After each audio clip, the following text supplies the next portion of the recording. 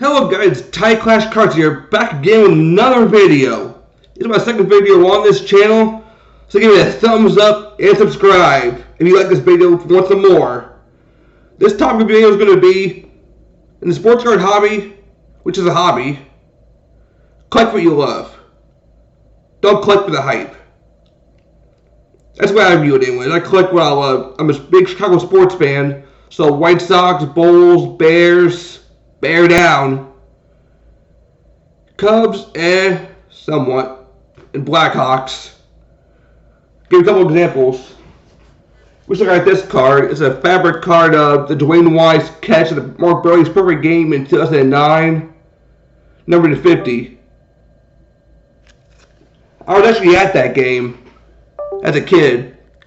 Cool story is, we were at the game before. I forget exactly who was pitching, but an older couple approached us and said they were going to go to the game, so they gave us 2 tickets.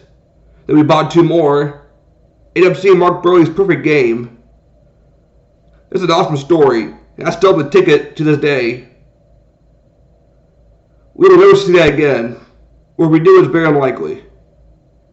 I mean, my dad was crying during that bit after the game. He was so happy that we saw a perfect game live.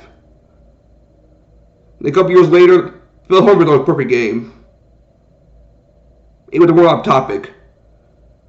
But collect what you love. I collect my favorite team, my favorite player of all time, like Paul Konerko. I don't know what cards are with me right now, but I've got so many Paul Konerko cards that's crazy. I used to collect Albert Pujols, I collect a little bit of Derek Jeter. Just because I like those players. There's player collecting, there's team collecting. A lot of collectors, or should I say investors, well, you're an investor. You can invest what you love in too, what you believe in. Like, again, if you believe in Juan Soto or in soccer, Christian Pulisic. I've gone in soccer a lot lately. But I feel like the problem with the hobby is people collect or invest based on the hype, based on what these experts are saying. Like, experts are pushing players like Mason Greenwood. I have no problem with Greenwood. I've got a couple of those cheap cards right now. But would I spend a lot of money on a player if I don't believe in him? No.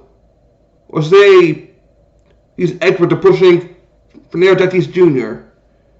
He's a great player, don't get me wrong. Or a better hair than any fielder, but probably he's danger prone. If you don't believe in Tatis, why would you spend money on him? Why would you go for the hype? You're basically spending money based on other people's ideas of what you think is going to get them money. Think for yourself.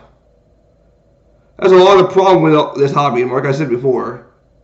Collect what you love, not collect for the hype. There's too many hype parts in the hobby that will push a player for their own benefit. What I mean by that is, the more people believe or listen to this expert, the more the card goes up. The more hype, the more probably the price goes up for the card. So when it hits a peak, they can sell the card at the peak price. And other people holding on to it, they lose out. I'm not going to name names, but there are plenty of people that do that in this hobby. My opinion is a poison for the hobby. That's why personally I don't buy for the hype. If I see a card being hyped, I look elsewhere. If the card goes down, that's when I buy. Like example, the Zion Williamson rookie Panini draft picks blue refractor. That card was hyped because there's the Duke colors. There's team color card, Zion rookie card. Somebody's up to like 100, 200 bucks. I originally bought it for $35 because the Zion hype is down right now, due to his own fault. But still, personally, I take a $35 chance on Zion coming back. That's my personal belief. I feel like once you buy into hype, you're bound to lose. You're buying the card at its peak. You're not going to get any money from that. Now, if you're just buying it because you love the player, like, example, if you're a big Mike Trout fan during his peak, nothing wrong with that. Like I said, buy what you love. But if you're investing, Playing the hype is not going to get you any money. It does not. Because you're afraid to buy its peak, it's going to drop $100, $200, $300, $400. You're going to be out that money. It's stupid if you ask me. So I'm saying a little controversial, but it's the truth. I'm saying the truth here. Well, I mentioned I was playing in soccer. A little bit different topic. Cristiano Ronaldo. I'm collecting a lot of his cards lately. A lot more that's cheaper, like I don't the Mega Cracks, rookie, or something like that. I feel like this card in particular, the Top Sapphire short print. I feel like this card, give it a couple years, it's going to go up. I'm not telling you to buy it or anything. It's my personal opinion of what I think. Or, when vintage soccer is a little harder to get, is 1970 SGC1 Pele. I feel like there's a big market in vintage soccer, and Pele's the biggest name. I'm not the biggest soccer fan, but I do know who Pele is. Once again, not telling you to buy. That's just my personal opinion why I think it's going to go up.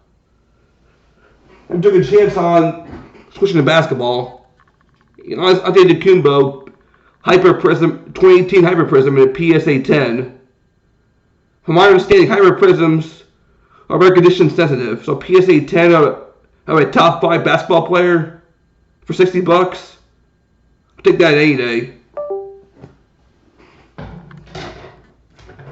Let's look at the White Sox collection, or Chicago in general. Bought this recently. Matt Forte, RPA, rookie. He was one hell of a player. I was a big Matt Forte fan back when he was playing. I recently pulled this card out of a Bowman pack. Wes Cathavid's a Ray-Ban parallel. Some new parallel I barely heard of. I think it's very cool looking. I believe it was a second or third round pick in the latest draft too. There's a lot of potential. First Bowman Chrome. I really like this card a lot. Then Jared Kelly, Leaf, autograph number to 22 out of 25. That's another player that I have a lot of faith in the Chicago farm system. I see him as a future ace or future number 2. But this card when it's cheap, like $10. We'll see where it goes. I know that's Leaf. Leaf's not very popular, but it's an on-card auto. You can't beat that. Let's get in Chicago Vintage. 1954 Redman Tobacco, Nellie Fox. I get into a lot of Chicago Vintage too. I've got more than this. That's why I feel like I'm showing everything in one video. If you want to see more, subscribe and you'll see more. Well, I should put all my eggs in one basket. Should talk more about this card. From my understanding, these cards are fairly rare. It's even rarer to have the cut along this line part still attached to it. It's a PSA 4, I believe. Yep, PSA 4.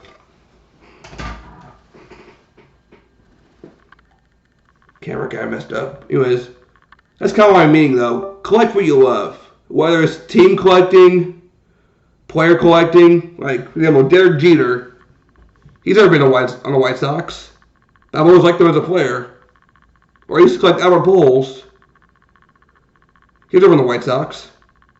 But I like Albert Pujols as a player. I liked him more as Cardinals days than the Angels. During the Angels, he kind of sucks. Or even Dodgers days, even worse. But I like him during his Cardinal days. My opinion, he should be in the Hall of Fame. Derek Jeter got in the Hall of Fame. My big player collector, Paul Konerko. He should be in the Hall of Fame, in my personal opinion.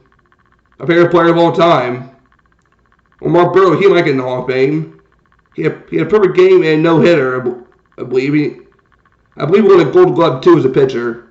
1 or 2 of them. I could be wrong on that, but I believe so. Matt Forte, he was a great running back. Is he a Hall of Famer? I'm not so sure about that. But he was a great running back. Kind of like Frank Gore-esque. In my personal opinion.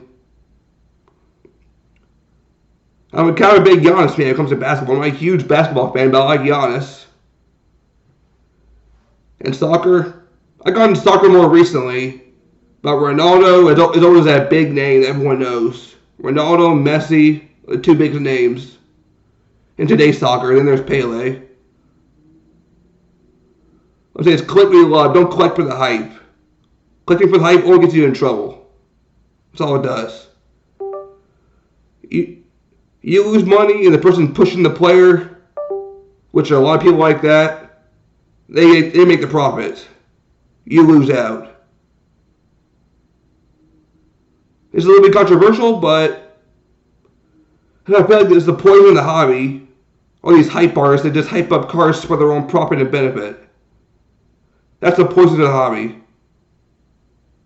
Collect what you love. This is a great hobby. Don't spoil it. I've gone back into it the last 2 years or so. I collected more as a kid, and then 6 or 7 years ago, when I worked at my first job, me, two other people would go to the local card shop. We'd go there probably every week or so. It was a lot of fun. I got out of it somewhat until like 2 years later. I started getting back into it recently when I started buying more White Sox vintage. I started with a Louis Aparicio rookie card, 56 tops. I spent like $20 on it. That was the start of it.